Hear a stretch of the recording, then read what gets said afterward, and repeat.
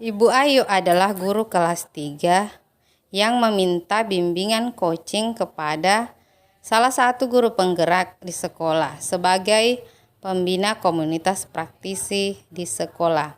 Masalah yang dibicarakan adalah tentang bagaimana strategi pembelajaran di kelas yang dapat mengaktifkan siswa dalam proses pembelajaran dan berpihak pada murid.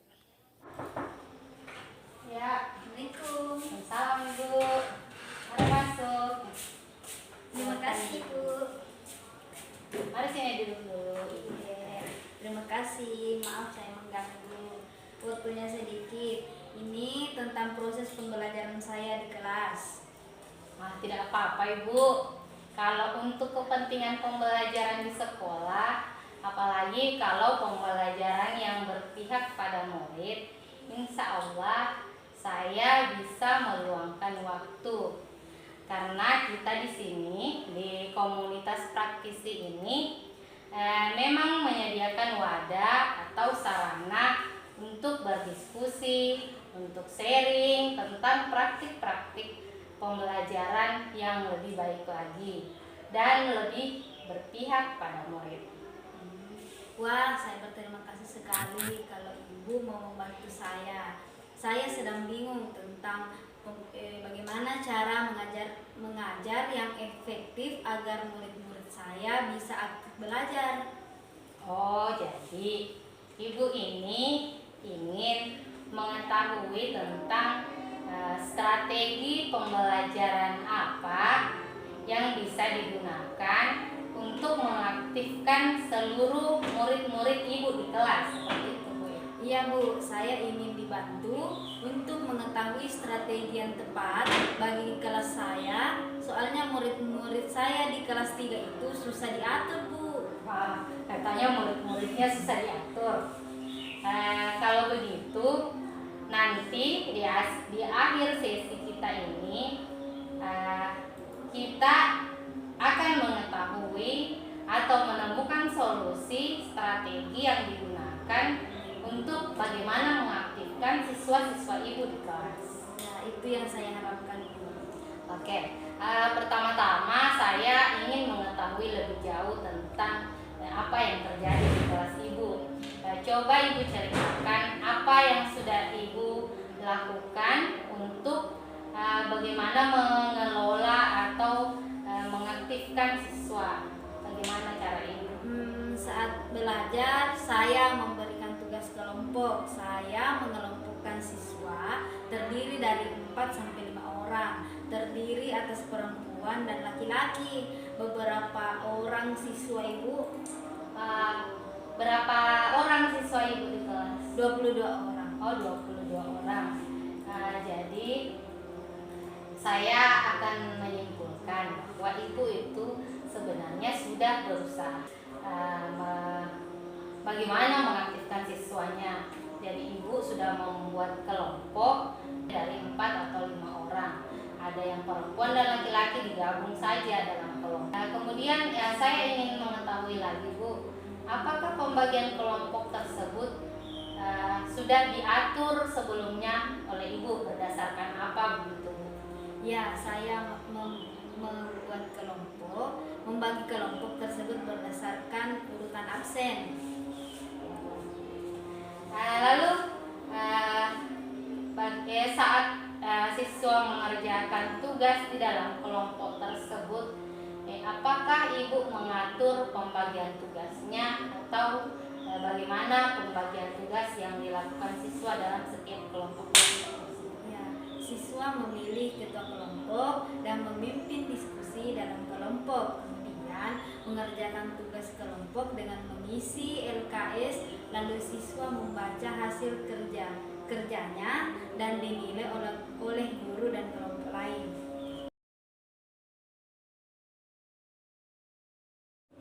Jadi saya bisa simpulkan, Ibu telah membagi kelompok, kemudian pembagian tugasnya itu dalam kelompok tersebut siswa sendiri memilih siapa yang jadi ketua kelompok, kemudian dia memimpin diskusi, lalu Ibu memang sudah menyiapkan LKS dan hasilnya nanti siswa membacakan hasilnya dinilai oleh guru atau kelompok lain.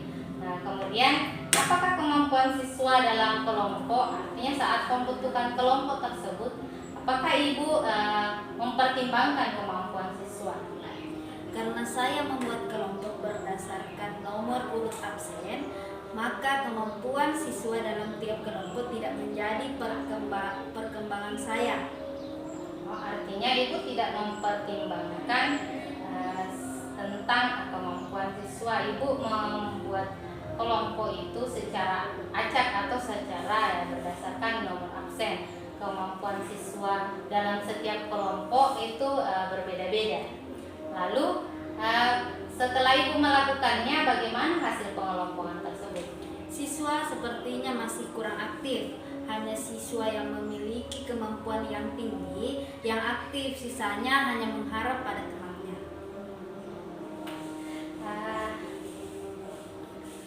Setelah Ibu menerapkan kelompok dan Ibu melihat bahwa sepertinya saat pengelompokan seperti itu siswa itu kurang aktif, hanya siswa yang pintar istilahnya yang aktif, sisanya itu mengharap pada teman. Terus bagaimana yang Ibu rasakan saat mengarahkan murid mengerjakan tugas dalam kelompok? Ibu kan di situ sebagai pembimbing yang mengarahkan kerja kelompok tersebut. Saya merasa kewalahan karena siswa yang aktif, karena ada sebagian siswa yang aktif dan ada juga sebagian besar siswa yang kurang aktif. Siswa yang memiliki kemampuan tinggi lebih cepat selesai mengerjakan tugas, sementara yang lambat kesulitan dalam mengerjakan tugasnya juga sangat lambat. Jadi teman-temannya bosan. Karena tadinya Ibu tidak memikirkan bagaimana pekerjaan tersebut dilakukan oleh siswa. Jadi ada siswa yang pintar akan lebih cepat selesai, kemudian ada siswa yang lambat, dia kesulitan dan bosan. Bagaimana sih peran Ibu waktu Ibu mengajar tersebut untuk membimbing siswa itu? Ibu melakukannya seperti apa? Saya memberikan tugas tambahan bagi yang cepat selesai supaya mereka tidak bermain-main saat temannya yang lain masih belajar, sementara saya membimbing siswa yang belum paham. Ada lagi Bu yang Ibu bisa ceritakan? Saya harus berkeliling ke tiap kelompok untuk memberikan pengarahan, bahkan mengajari langsung murid yang belum paham. Jadi bagus sekali Ibu telah melakukan usaha bagaimana caranya untuk mengontrol atau memanage siswa dalam belajar. Ibu sudah memiliki kemampuan pengelolaan kelas yang baik, namun ternyata masih ada kekurangan yang kita temukan. Setelah Ibu melakukan kegiatan tersebut, Ibu berkeliling, Ibu memberikan tugas tambahan, lalu bagaimana hasilnya Ibu? Siswa yang cepat selesai tersebut protes, merasa tidak diperhatikan karena guru hanya membimbing temannya. Mereka beranggapan guru hanya memperhatikan siswa yang lain yang masih belum mengerti. Mereka juga justru mengerjakan tugas tambahan asal-asalan supaya dibimbing guru juga. Mereka juga jadi tidak konsentrasi, banyak bermain dan mengobrol karena bosan menunggu temannya dibimbing. Dari apa yang Ibu sampaikan, saya melihat bahwa saya mengetahui bahwa hasil dari kegiatan yang Ibu lakukan itu ada siswa yang cepat selesai, kemudian protes karena mereka merasa tidak diperhatikan oleh guru. Guru justru lebih perhatian pada siswa yang lambat, siswa yang cenderung malas. Ibu sibuk mengarahkan siswa tersebut, sementara siswa yang sudah pintar, sudah mampu mengerjakan tugasnya, Ibu lupa memberikan mereka semacam reward atau penghargaan atas usaha mereka. Mereka justru diberikan tugas tambahan. Tadinya itu ibu melihat bahwa supaya mereka tidak bermain-main atau supaya mereka memiliki kegiatan, mereka diberikan tugas tambahan, tugas yang sama dengan yang sebelumnya. Jadi mereka itu sudah merasa sudah bisa melakukannya, kenapa diberi lagi? Jadi mereka bosan, mereka protes, mereka bosan menunggu, mereka juga tidak diberikan tugas yang lebih menantang. Masih ada yang ibu ingin ceritakan kepada saya tentang apa lagi usaha yang sudah ibu lakukan atau tentang siswa ibu? Apa ya? Ya, mereka yang diberi tugas tambahan menjadi malas karena merasa kalau kewajiban mereka sudah dilaksanakan, dan mereka merasa tidak adil karena mendapat tugas yang lebih banyak daripada teman-temannya. Iya, betul sekali ibu. Kalau mereka diberi tugas tambahan lagi dan sama, pasti mereka akan protes. Mereka akan merasa ibu kok tidak adil sama saya, dan saya sudah berhasil mengerjakan tugas saya, tapi saya diberi tugas lagi sementara teman saya yang lain tugasnya belum selesai. Mereka justru dibimbing. Mari kita merefleksikan atau mencari tahu di mana sebenarnya titik kekurangan atau kesalahan, atau yang mana yang perlu dibenahi dalam proses pembelajaran yang sudah ibu lakukan. Menurut ibu, apa yang harus direfleksikan dan apa sih yang harus dibenahi lagi? Saya merasa cara mengelompokkan yang saya lakukan belum berhasil, karena siswa yang tadinya rajin menjadi malas dan merasa tidak adil, dan siswa yang belum mengerti menjadi bosan. Iya, betul sekali ibu. Mungkin ibu bisa memikirkan lagi tentang pengelompokan yang ibu lakukan, karena dampaknya pada siswa tersebut belum berjalan maksimal. Proses pembelajarannya belum mengaktifkan siswa sepenuhnya. Menurut ibu, apa kekurangan yang ibu rasakan saat pengelompokan siswa tanpa mempertimbangkan kemampuan siswa tersebut? Saya kewalahan memberikan pengarahan dan bimbingan langsung, karena di setiap kelompok ada siswa yang harus dibimbing. Saya harus ke sana kemari, dan siswa sulit saya awasi. Jadi tepat sekali ibu. Kalau ibu membagi kelompok tanpa ada pertimbangan, pasti di dalam setiap kelompok ada siswa yang memiliki kemampuan berbeda.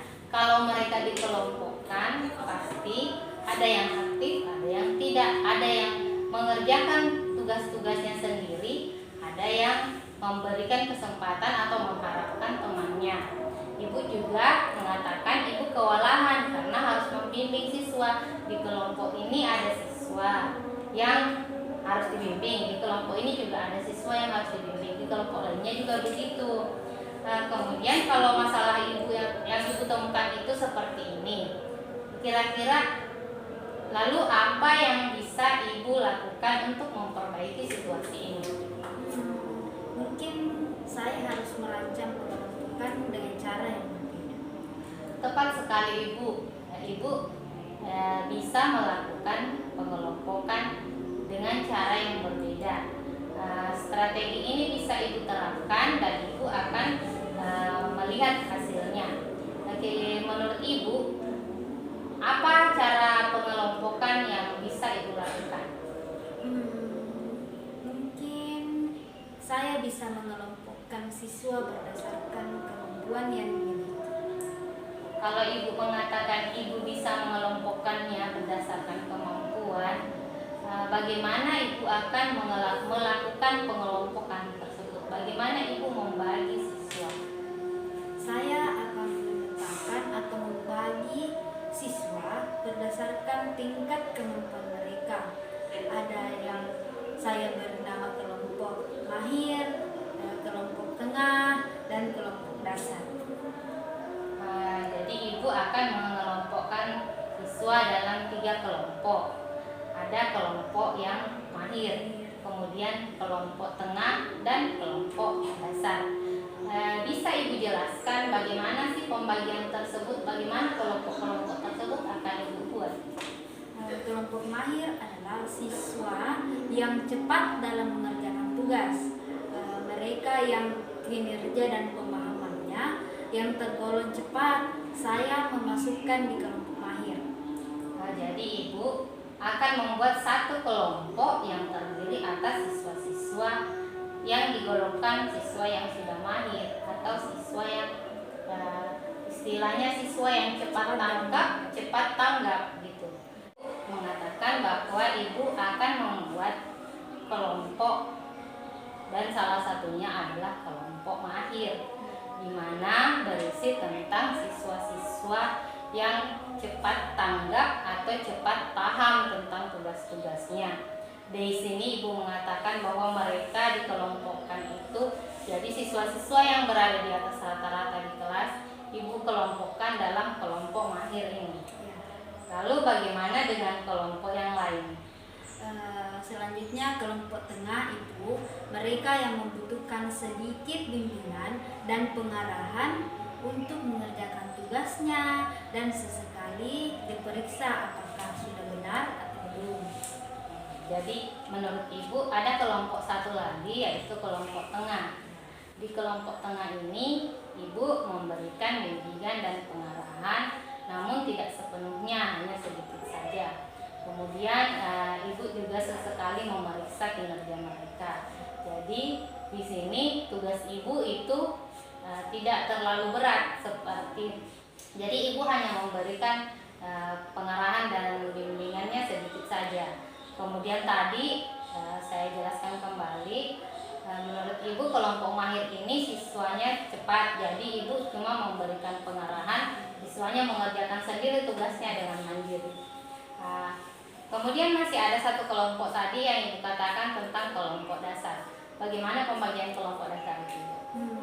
Kalau kelompok dasar inilah yang selalu saya bimbing langsung dan saya arahkan satu persatu.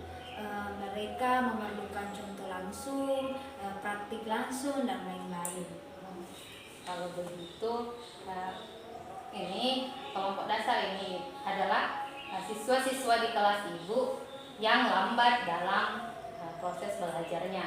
Mereka yang lambat memahami, kemudian lambat mengerjakan.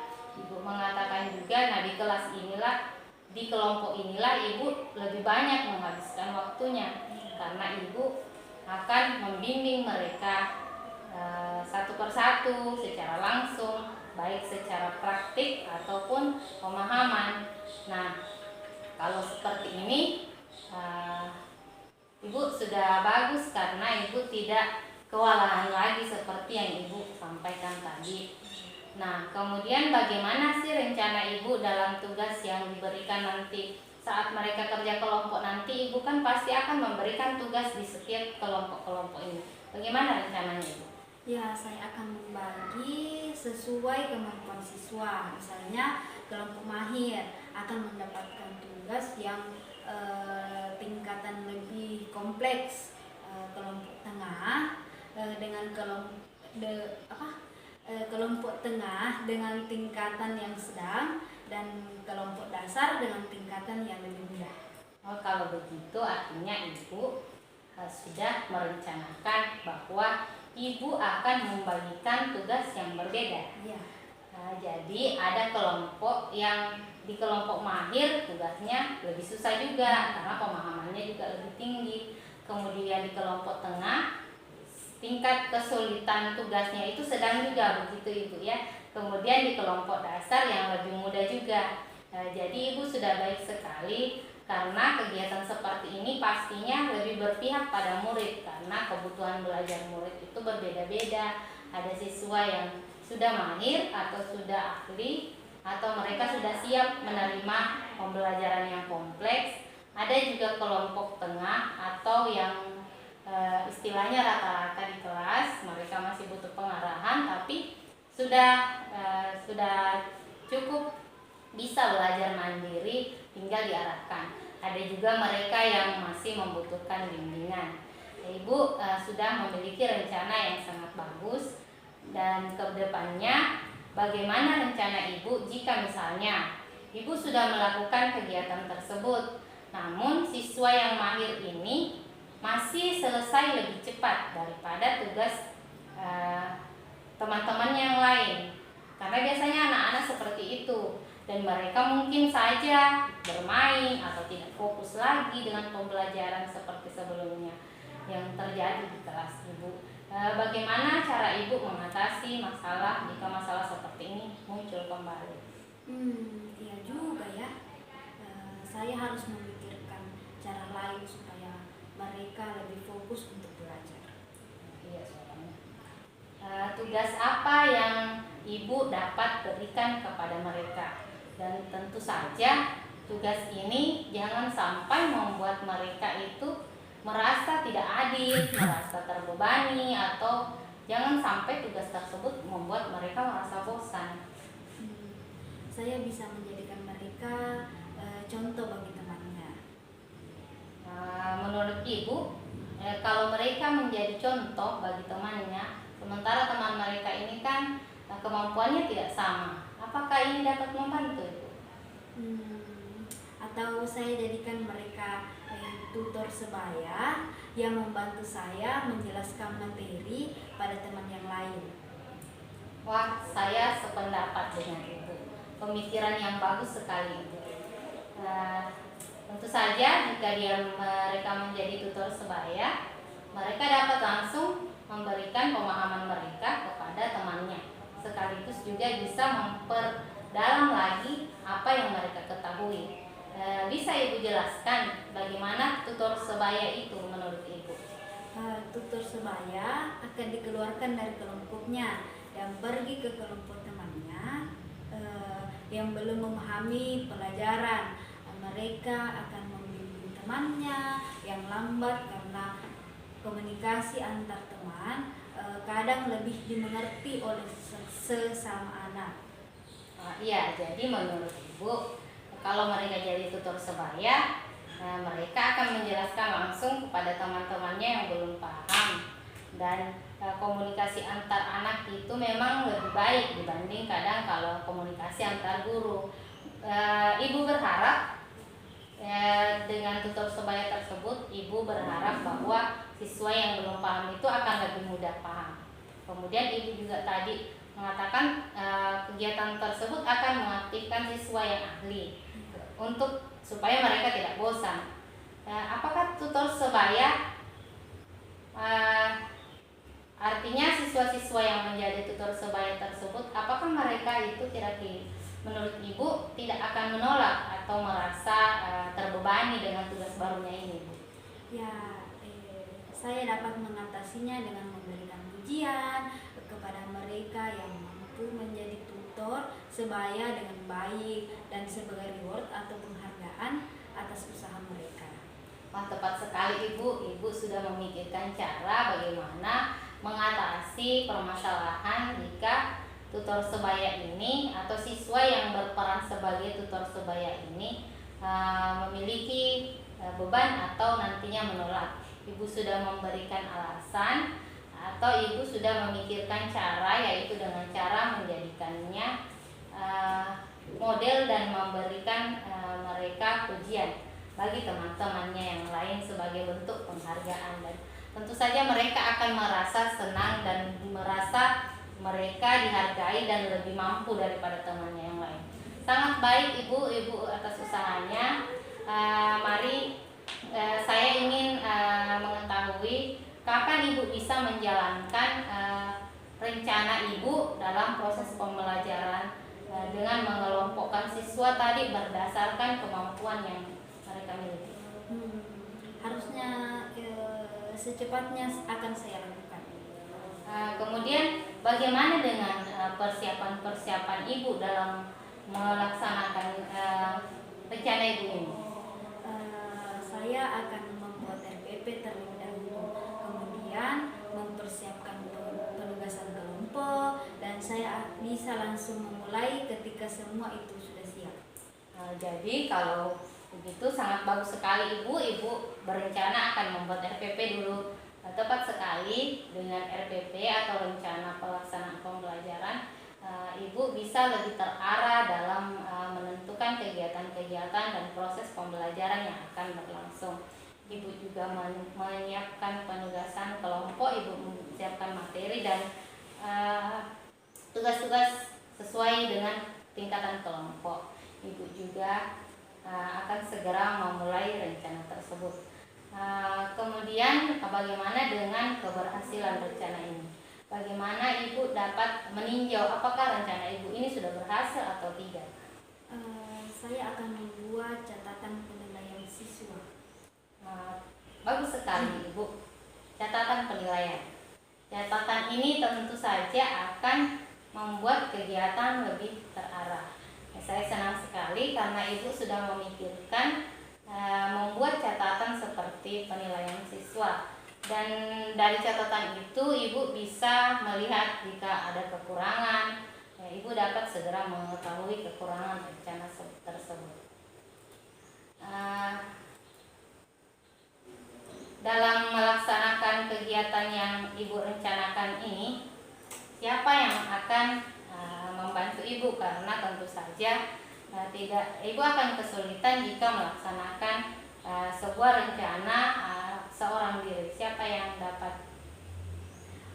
Saya dapat berkonsultasi dengan guru-guru yang lain seperti pelajaran, dan saya rasa siswa itu sendiri juga dapat membantu saya. Baiklah Ibu, jadi menurut Ibu akan mengkomunikasikan rencana-rencana Ibu tersebut dengan rekan-rekan guru di sekolah, guru mata pelajaran, kemudian guru Ibu juga akan mendiskusikan hal ini dengan siswa, begitu ya Ibu? Bagus sekali Ibu. Baiklah Ibu, saya sangat senang dengan apa yang telah Ibu sampaikan, dan Ibu sudah mengetahui rencana-rencana Ibu. Dan apa yang dapat Ibu simpulkan dari pembicaraan kita kali ini? Saya merasa dapat menghilangkan rasa ragu saya dengan usaha yang maksimal. Saya merasa saya telah menemukan solusi strategi yang digunakan untuk mengaktifkan siswa belajar. Bagus sekali Ibu. Sebagaimana tujuan kita di awal, yaitu kita ingin mengetahui strategi pembelajaran apa yang bisa Ibu terapkan di kelas untuk mengaktifkan siswa belajar. Jadi siswa tidak lagi ribut, tidak lagi mengharapkan temannya. Kapan kita bisa melakukan kegiatan coaching atau diskusi seperti ini lagi? Ibu bisa menghubungi saya atau Ibu bisa menjadwalkannya sendiri. Bagaimana minggu depan bagaimana Bu? Saya harap saya sudah memiliki catatan perbaikan pembelajaran di minggu depan. Minggu depan ya, sepulang sekolah minggu depan saya rasa kita bisa punya waktu seperti ini lagi, dan mari kita mendiskusikan perkembangan Ibu minggu depan lagi di ruangan ini kembali. Ibu bisa menghubungi saya dan kita bisa berdiskusi tentang bagaimana perkembangannya, apa yang harus kita benahi, dan apa yang bisa kita pikirkan lagi untuk solusi-solusi berikutnya. Ya, terima kasih Bu atas waktunya. Kalau begitu saya permisi dulu. Assalamualaikum. Waalaikumsalam.